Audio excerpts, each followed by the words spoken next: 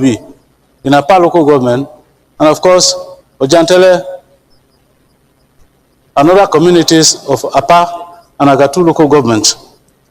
So, Mr. President, I think that the time has come when we must sit down together to realistically review our tactics in view of the increasing wave of banditry and kidnapping in this country.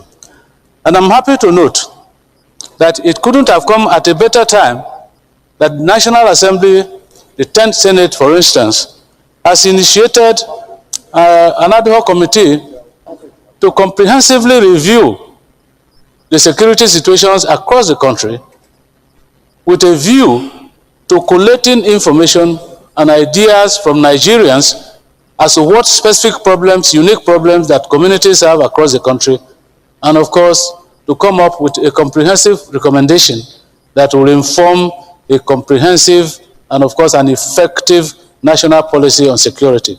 And so, Mr. President, while we are doing this, I think remedial actions must be taken by our security agencies to at least redirect the narrative of this insecurity across the country to save the lives and the property of Nigerians. Thank you, Mr. President. I so submit. This is Senator Abaribe. Thank you, Mr. President. My name is Sen Abaribe, and I represent Abia South. The writer, George Orwell, made a very profound statement, which I will quote. He says that in times of universal deceit, telling the truth becomes a revolutionary act. We are being told every day to be patriotic. We are being told here that we shouldn't say anything against. We are being told that, oh, you shouldn't talk about the past. You should focus on the present. Yet, on this floor, rather than focus on what we are supposed to talk about, we go back to say, oh, during 2015, oh, the Chibok girls happened, and oh, we are now rescuing people. People were not rescued at that time. During Chibok, 17 local governments in Katsina were not having parleys with bandits. People in Kebbi were not leaving all the rural areas and coming to only the urban areas to stay. People in Niger were not being kidnapped. So why do we need to? At any time we need to talk about the present issues of today. We go back to start to look for excuse for our failures of today. I only want to say, let us do the right thing. We're not blaming this government for what they are finding itself, but it is the government in power, and they should do the right thing. What are the right things? We take only one example.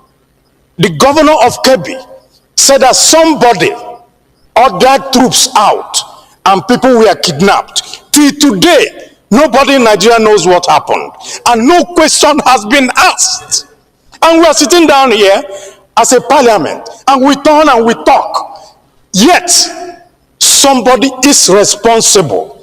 If I'm the commander-in-chief, I will call the army commander in that place and the head of the army and say, if you don't get me the head of this person who withdrew the troops to put all these children in jeopardy, then you make an example of him. That is how a country is run. A country is not run on pacification. A country is run on confronting issues. I rest my case.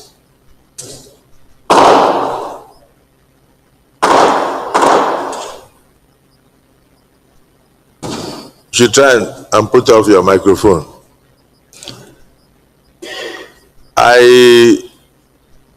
I want to associate myself with the submission of Senator Abaribe. When the distinguished Senator Ashiru brought this issue up,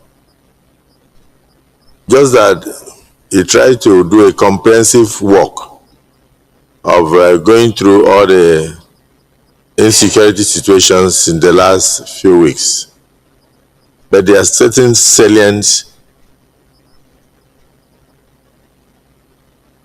points that we ought to bring out for the attention of the Senate. For instance, whether it is true, the social media report that the Brigadier General Oba that was murdered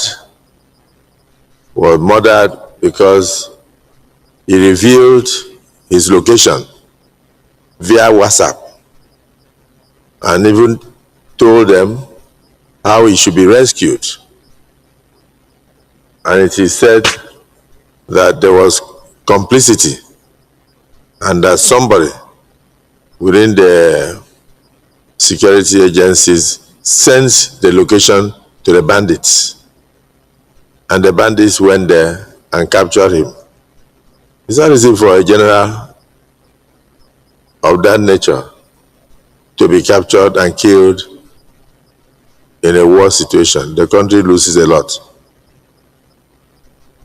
And then in the case of,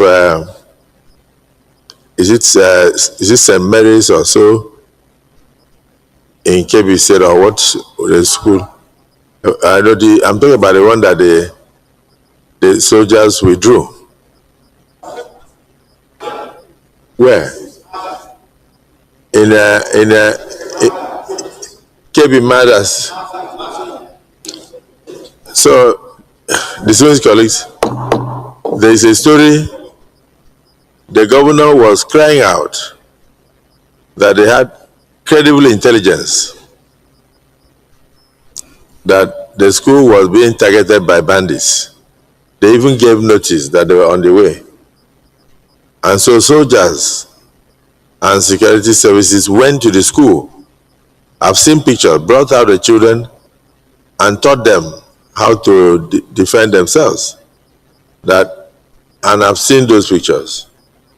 That the moment those bandits arrive, what you will do is, as soon as you notice that we have come, you go down on the floor so that you will not get caught up by the crossfire. They brought out the children to the football field. I have pictures. And the children were taught different skills of how to escape the situation. So they went to sleep and operated unfettered. I think that's what Senator Abaribe is trying to say. You have more explanation? Okay. Okay. Vision to this discussion on a very serious issue.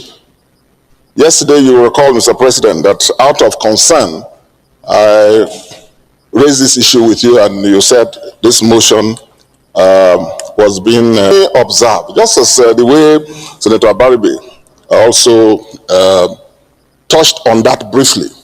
Please, this is one of the most trying periods that our country is facing. Even in battle times, in war times, it's not easy to lose a brigadier general. It's not easy to lose a brigadier general.